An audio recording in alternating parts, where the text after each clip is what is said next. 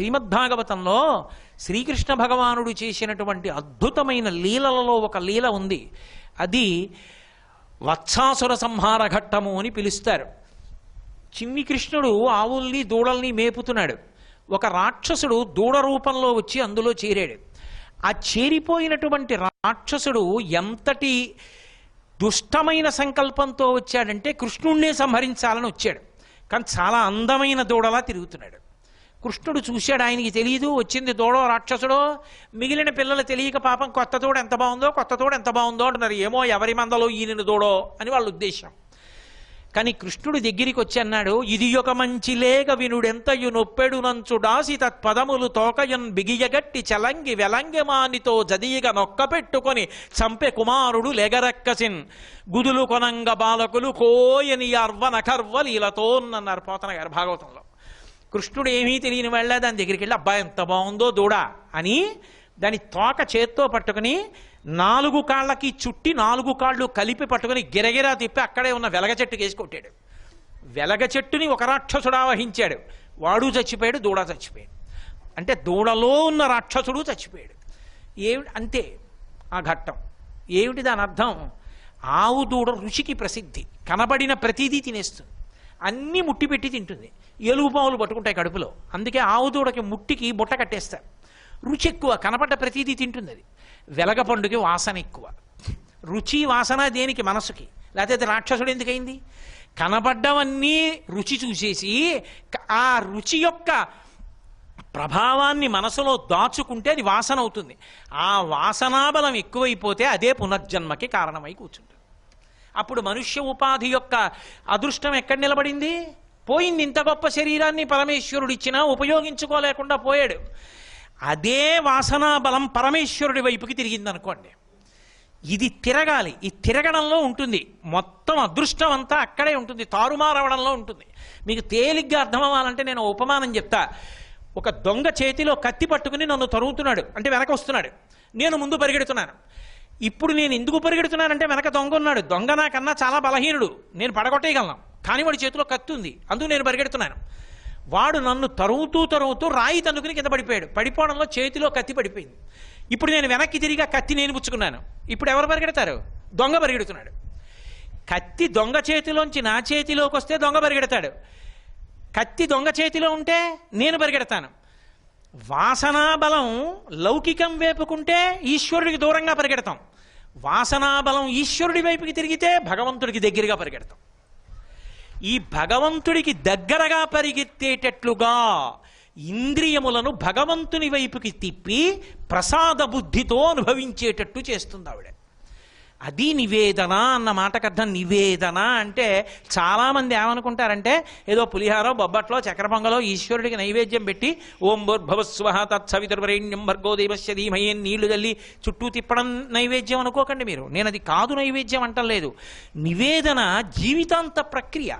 నివేదనము అంటే చెప్పుట. నేను ఈ విషయాన్ని గోపాలకృష్ణ గారికి నివేదించాను అంటాను. గోపాలకృష్ణ గారికి నివేదించానంటే దాని అర్థం ఏమిటి? ఆయనకి చెప్పానని. నివేదన అంటే ఈశ్వరునకు చెప్పుట. ఏమిటి చెప్పడం? అన్నీ చెప్పడమే.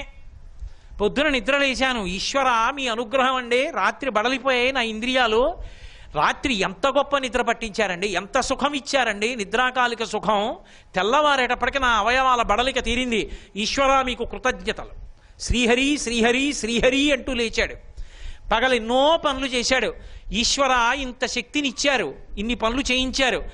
పడుకుంటున్నా, మళ్ళీ నా యొక్క అవయవాల బడలికని తీర్చి నా శరీరానికి నిద్రాకాలిక సుఖాన్నిచ్చి తిన్నదాన్ని జీర్ణం చేసి లోపల ఉన్న పదార్థంలో ఉన్న అత్యంత సారవంతమైన దాన్ని శక్తిగా మార్చి నా రక్తంలోకి ప్రవేశపెట్టండి. ఈ ఉపకారం చేస్తున్నటువంటి మీకు నేను నమస్కరించి పడుకుంటాను. నా నిద్ర సమాధియగుగాక 11 మాటలు శివనామని చెప్పి పడుకుంటున్నాడు. ఇప్పుడు ఏం చేస్తున్నా ఈశ్వరుడికి చెప్తూ ఉంటాడు. ఇప్పుడు నువ్వు చెయ్యకూడని పని చేయగలవా? చెయ్యలేవు. ఎందుకంటే అది ఈశ్వరుడికి ఎలా చెప్తావు? ఈశ్వరా నేనండి ఈ పని చేస్తానండి అని ఎలా చెప్తావు? చెప్పలేవు. ఆ పని చేస్తావు అని అడగడు ఈశ్వరుడు. ఉన్నాడన్నది నీకు నమ్మకం అయితే ఈశ్వరుడు ఎలా అంగీకరిస్తాడు? నేను అటువంటి పనులు అంగీకరించను అని నా కొడుక్కి స్పష్టంగా తెలుసు. నా కడుపున పుట్టిన కొడుక్కి నేను ఏ అంగీకరిస్తానో ఏ అంగీకరించనో తెలియదు. తెలిసినప్పుడు నేను ఏ పనులు అంగీకరించనో ఆ పని చేస్తానని నా కొడుకు నన్ను ఎలా అడుగుతాడు? అడగలేడు. నాన్నగారికి తెలిస్తే బాగుండదు. నాన్నగారికి ఈ విషయం తెలిస్తే ఎంత బాధపడతారో. నాన్నగారి కన్నుల నీరు వచ్చినా ఆశ్చర్యం లేదు. ఇలాంటి కొడుకుని కన్నానా అని. ఆయన కళ్ళంబట నీళ్లు పెట్టే పని నేను చేయించకూడదనుకున్న నాడు వాడు చేయడు కదా. అలా లోకములను కన్న తండ్రి ఆయన్ని చేరవలసిన వాడిని, కళ్ళిచ్చినవాడు ఆయన, చెవులిచ్చినవాడు ఆయన, ముక్కిచ్చినవాడు ఆయన, నాలుకిచ్చినవాడు ఆయన. ఆయన వద్దన్న పని నేను చేయడమా? నేను చెయ్యనన్నారనుకోండి, మీరు నివేదన మంచిదైతే చెప్పి సంతోషంగా చేస్తారు. అయ్యా అనుకూలించండి అంటారు. అవలేదు, బెంగపెట్టుకోరు. ఏమో ఎందుకు చేయించలేదు, ఈశ్వర 2 నమస్కారాలు. తప్పు పని చేసే అవకాశమే లేదు. ఇది నివేదన. అంతేగాని ఏదో పదార్థం తెచ్చి నైవేద్యం పెట్టడం నివేదన కాదు.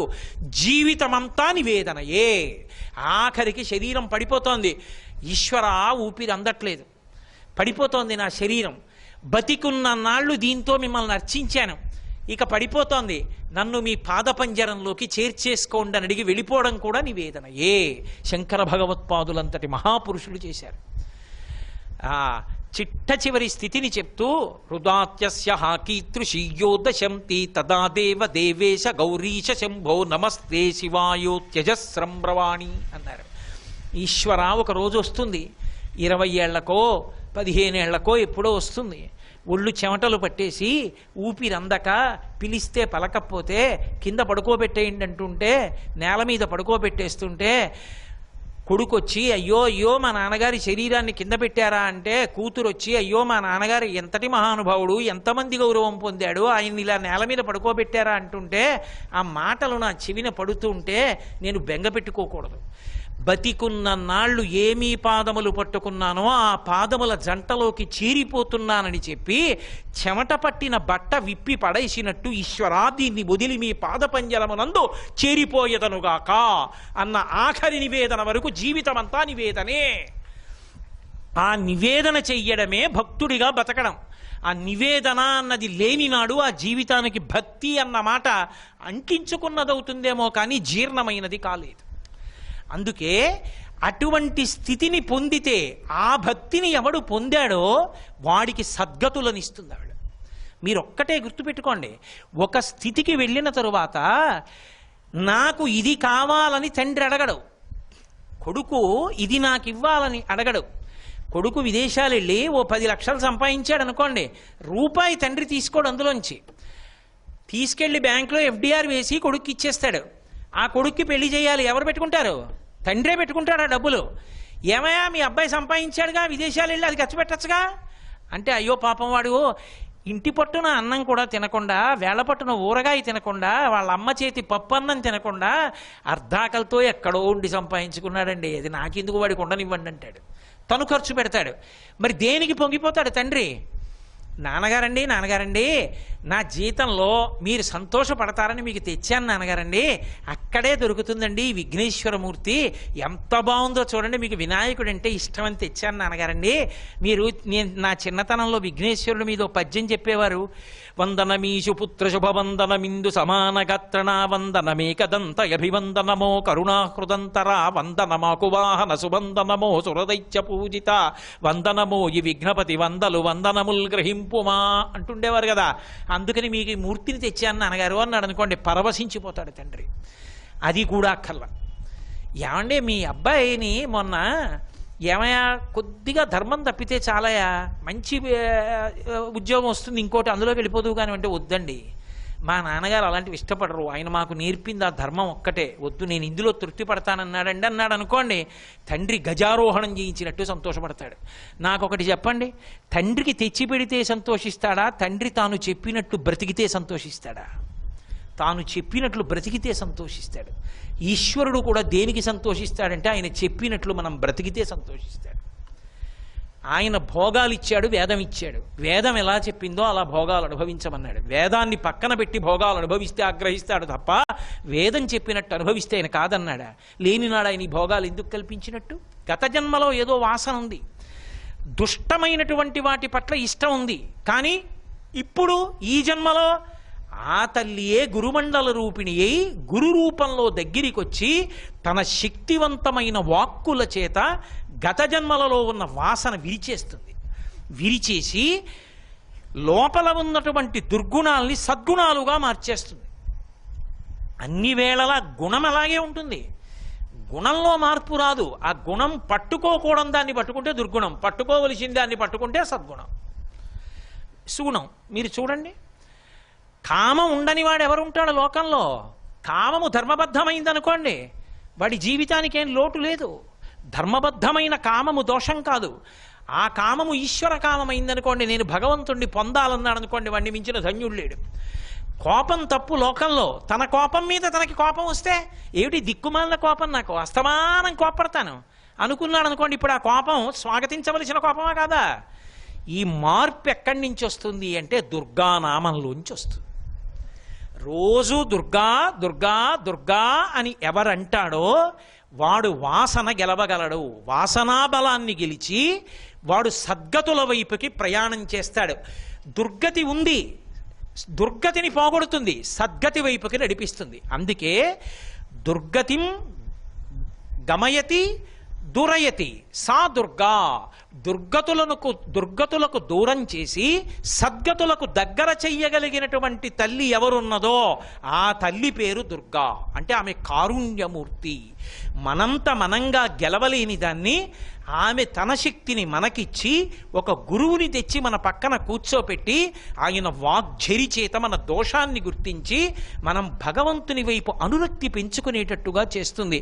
అలా చెయ్యగలిగిన తల్లి కనుక ఆ తల్లికి దుర్గా అని పేరు. అంతేకాదు, దుఃఖాత్తగమయతీతి దుర్గా. దుర్గా అని రోజు ఎవరంటాడో వాడు దుఃఖించవలసిన అవసరం కలగదు. దుఃఖించవలసిన అవసరము అన్న మాటని మీరు జాగ్రత్తగా పట్టుకోవాలి. దుఃఖించడము అంటే దుఃఖము లేని జీవితం ఉండదు. ఒక్కొక్కసారి దుఃఖము కూడా ధార్మికమే, అది అనుభవించేయడమే తప్ప దానికి విరుగుడు మాత్రం ఉండదు. తండ్రి గారు వెళ్ళిపోయారనుకోండి, దుఃఖించి తీరాలి, ఎంత జ్ఞాని అయినా. శంకర భగవత్పాదులంతటి వారు కూడా తల్లి శరీరం విడిచిపెడితే అంత్యేష్టి చేశారు.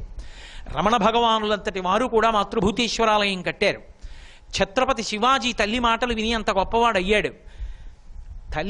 తండ్రి చాలా గొప్పవాళ్ళు. కానీ ఆ తండ్రి శరీరం విడిచిపెడితే రామచంద్రమూర్తి అంతటి వాడు ఏడిచాడు.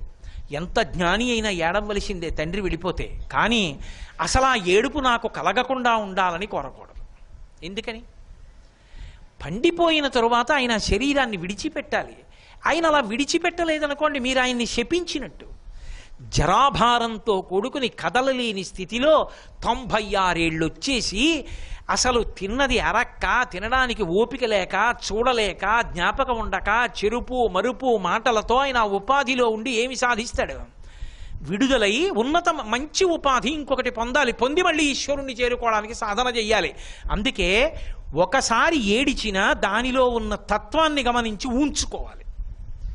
ఒక్కొక్కసారి ఏడుపు ధార్మికంగా ఏడిచి విడిచిపెట్టేయాలి. ఆ దుఃఖాన్ని పోగొట్టడం దేని చేత పోగొడుతుంది? తత్వమునందు అనురక్తి చేత పోగొడుతుంది. తండ్రి గారు శరీరం విడిచిపెట్టేశాడు, 95 ఏళ్ళు వచ్చి ఇంకా ఎన్నాళ్ళు ఉంటాడు? ఇప్పుడు నువ్వు చెయ్యవలసినది చేసి ఆ తండ్రి ఉన్నత గతులు చేరుకునేటట్టు చేస్తాడు. ఏటి సూతకం పట్టి తండ్రి అభ్యున్నతి కొరకు ప్రయత్నిస్తాడు. అప్పుడు దుఃఖాన్ని పోగొట్టింది. ఎలా పోగొట్టింది? తాను తండ్రికి చెయ్యవలసిన విహిత కర్మ చేశాడు. అలా చేసిన వాడెవరో వాడికి ఈశ్వరుడి కృప కలిగిందని గుర్తు, దుర్గానుగ్రహం కలిగిందని గుర్తు, గురువు అనుగ్రహం కలిగిందని గుర్తు, మనసులో నాటుకుందని గుర్తు. కాబట్టి ఇప్పుడు ఆవిడ దుఃఖాత్తగమయతీతి దుర్గా, దుఃఖమును పోగొడుతుంది. ఒక్కొక్కసారి తత్వ విచారణ చేత పోగొడుతుంది, ఒక్కొక్కసారిది ధార్మికం అనుకోండి. లేనిది కావాలి, అప్పుడు యోగం అంటారు. లేనిది కలిసి రావాలి, అప్పుడు ఆవిడ అనుగ్రహంతో ఇస్తుంది.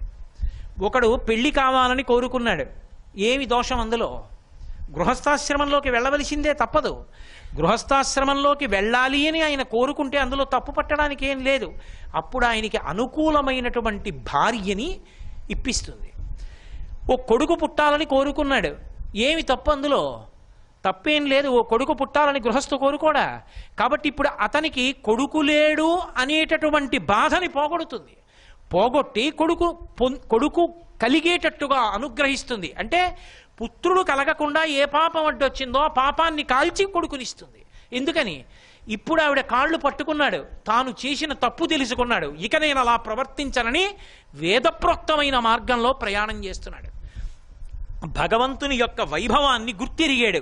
ఆ గుర్తిరిగినటువంటి కారణం చేత అమ్మవారి అనుగ్రహాన్ని పొంది దుఃఖాన్ని పోగొట్టుకుంటాడు. కాదు కాదు, ఒక్కొక్కచో ఎంత విచిత్రంగా ఉంటుందంటే దుర్గ యొక్క అనుగ్రహము అంటే, నేను ఇందాక మీతో చెప్పానే, అది వ్యష్టిపరంగా ఉండదు, సమాజపరంగా ఉంటుంది. ఎన్నో దోషాలు దొల్లిపోయాయి. కాలమునందు ఆ పాప ఫలితం వచ్చేసింది. ఆ కాలమునందు ఆ ఫలితం ఇవ్వాలి. వసంత ఋతువు వస్తే మామిడి చెట్టు దగ్గరికి వెళ్ళి ఎవరు చెప్తున్నారు నువ్వు పూయమని? అది పూసేస్తుంది అంతే.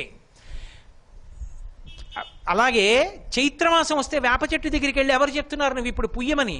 వేప చెట్టు పూసేస్తుంది అంతే. కాలమునందు సమిష్టిపరంగా భగవంతుడి ఇచ్చినటువంటి అనుగ్రహాన్ని వాడుకుని భగవంతుడి పట్ల భక్తి లేకుండా బ్రతుకుతున్నటువంటి సమాజం పట్ల ఆగ్రహించినటువంటి పరదేవత దానికి తగిన ఫలితాన్ని ఇవ్వాలనుకున్నప్పుడు ఉపద్రవ రూపంలో ఇస్తుంది. ఆ ఉపద్రవమే అంటురోగాల రూపంలో ఇస్తుంది. ఆ అంటురోగ రూపంలో ప్రబలితే చెదపురుగులు పడిపోయినట్టు పడిపోవలసిన రోజు వచ్చేస్తుంది. వచ్చినప్పుడు కూడా మళ్ళీ అనుగ్రహించేది ఎవరు? ఆవిడే. అమ్మా నువ్వు కేకేశాడు అనుకోండి, అమ్మా తప్పైపోయింది, నిజమే, ఉండవలసినట్టుగా లేను, నన్ను మన్నించరొక్క మాట అన్నాడు, ఆవిడ ఆపుతుంది. ఒక్కొక్కచో రావలసిన దాన్ని ఆపుతోందని తెలియదు కూడా, అసలు తెలియకుండా ఆపేస్తుంది ఆవిడ. అంతటి అనుగ్రహప్రదురాలు. నాకు బహిరంగంగా ఉపన్యాసం చెప్పే వేదికల మీద దీన్ని ఎలా ఆవిష్కరించాలో తెలియక నేను వదిలేస్తున్నాను. కానీ ఆ ఉదాహరణలు చెప్పడం బాగుండదని నేను వదులుతున్నాను. కానీ ఒక్కొక్కసారి కళ్ళు తెరిచాక తెలుస్తుంది ఇంత ఉపద్రవమా అని. రైలులో కలొచ్చి తిరుపతి వెడుతున్న వాడికి పెద్ద ప్రమాదం జరిగినట్టుగా కలొచ్చి భయపడిపోయి పైనుంచి కింద పడిపోయాడు. ఒక్కనాటికి కింద పడడం, 6 అడుగుల పొడవున్నాయన ఆయనకి పైనుంచి కింద పడడం కుదరదు, ఎందుకంటే 2 గొలుసులు అడ్డుకుంటాయి ఆయన్ని. అలాంటి ఆయన విచిత్రం పడిపోయాడు. కింద పడుకున్న ఆవిడ చేతి మీద పడిపోతే ఆవిడ ఇదేమిటండి ఇంత పెద్ద మనిషి మీరు అంత పైనుంచి కింద పడ్డారు, నా చేయి నొప్పి చేసిందండి. అమ్మా పెద్ద ప్రమాదం జరిగింది, రైలు పెట్లు పడిపోయాయన్న కలొచ్చిందమ్మా, అందుకని పైనుంచి కింద పడిపోయాను తల్లి అన్నాడు. ఇప్పుడు అలా పడిపోయాను అన్న వ్యక్తి మళ్ళీ ఎక్కి పడుకున్నాడు. నిజంగా రైలు పట్టాలు తప్పిపోయింది, ఎన్నో పెట్లు పడిపోయి. చిత్రం ఏమిటంటే ఆయన అలాగే ఉన్నాడు. ఆ రైల్లో ఉన్న వాళ్ళకు కూడా చిన్న చిన్న దెబ్బలు తగిలే, అందరూ దిగిపోయి మళ్ళీ పక్కన బస్సులు ఎక్కి అది ఏ రేణిగుంట దగ్గర కాబట్టి తిరుపతి వెళ్ళిపోయారు. అంటే ఇప్పుడు తాను అనుభవించవలసినది ఒకటి దగ్గరికి వచ్చేస్తుంటే ఆ రైలులో వాడు ఉన్నాడని వాడిని కల రూపంలో అనుభవింపచేసి తీసేయడం కూడా ఆవిడికే వచ్చు. ఆవిడ అనుగ్రహించగలదు, నన్ను నమ్మండి. అమ్మవారు అమ్మవారే. అందుకే ఇప్పటికీ జాతకం చూస్తే ఓ మాట చెప్తారు, ప్రమాదం పొంచి ఉంటే విజయవాడ వెళ్ళి దుర్గమ్మ దర్శనం చేయండి అంటారు. దుర్గా అన్న నామం అంత గొప్పది. దుర్గా అని ఇంట్లో రోజు అనుకున్నంత మాత్రం చేత ఆవిడ ఏం చేస్తుంది అంటే దుఃఖాత్ గమయతీతి దుర్గా. ఆవిడ దుఃఖము నుండి ఉద్ధరిస్తుంది, పైకెత్తుతుంది. ఏడవలసిన అవసరం లేకుండా చేస్తుంది. ఒకడే ఏడవడమా, ఇల్లంతా ఏడవడమా, గ్రామం అంతా ఏడవడమా, జిల్లా ఏడవడమా, రాష్ట్రం ఏడవడమా, దేశం ఏడవడమా, ప్రపంచమంతా ఏడవడమా? ఎవ్వరూ ఏడవకుండా చెయ్యగలిగిన శక్తి ఎవరైనా ఉంటే ప్రకృతి నుండి ఉత్పన్నమయ్యేటటువంటి ప్రమాదాల్ని తప్పించగలిగిన తల్లికి దుర్గా అని పేరు అని చెప్పింది. శరదృతువులో ఆశ్వీజమాస ప్రారంభంలో ఉన్న 9 రోజుల్లోనే ప్రమాదాలు ఎక్కువ అవుతాయని. కాబట్టి అప్పుడే శారదా నవరాత్రులు ఎక్కువ చేసి, ఎక్కువగా దుర్గా సప్తశతి చేసి, చండీ హోమం చేసి, అమ్మవారి కుంకుమార్చనలు చేసి, సువాసిని యందు అమ్మవారిని చూసి సువాసిని పూజ, బాల పూజ చేసి, అమ్మవారిని పల్లకీలో తిప్పి, అమ్మవారికి అనేకమైనటువంటి అలంకారాలు చేసి, ఎక్కడ చూసినా దుర్గా దుర్గా దుర్గా దుర్గా అంటూ అమ్మవారిని స్తోత్రం చేస్తే ఆ అమ్మ యొక్క అనుగ్రహం చేత మళ్ళీ అన్ని చోట్ల ఉపశాంతి కలుగుతుంది. కాబట్టి దుఃఖాత్తగమయతీతి సా దుర్గా, దుఃఖాన్నించి ఉద్ధరిస్తుంది కాబట్టి దుర్గా కాదు. ఆవిడ యొక్క శక్తి వేరొకటి ఉంది. అసలు దుర్గా అని పిలిచినంత మాత్రాన ఆవిడ అనుగ్రహిస్తుంది. ఇది పరమాద్భుతం. ఇది సమాజమునందు దుర్గా నామం ఎంత అవసరమో, దుర్గా వైభవము, దుర్గా పూజలు ఎందుకంత అవసరమో చాటి చెప్పేటటువంటిది. దురాచారం దోషం వా గమయతీతి దూరం కరోతి సా దుర్గా.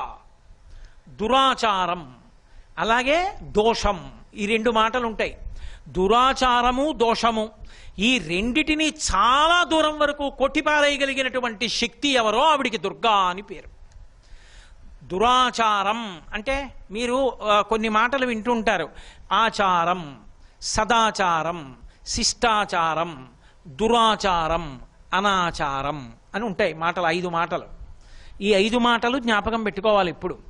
అసలు ఆచారం ఇది మనుష్య జన్మకి ప్రాణం. ఆచార ప్రభవో ధర్మ అని. అసలు ధర్మం అంతా ఎక్కడి నుంచి పుడుతుంది అంటే ఆచారంలోంచి పుడుతుంది. ధర్మము ఆచారము నుండి ఉత్పన్నమవుతుంది. నేను చెప్పిన మాట మీరు జాగ్రత్తగా పట్టుకోవాలి, ఎందుకంటే నేను ఒక గంభీరమైన మాట అన్నాను.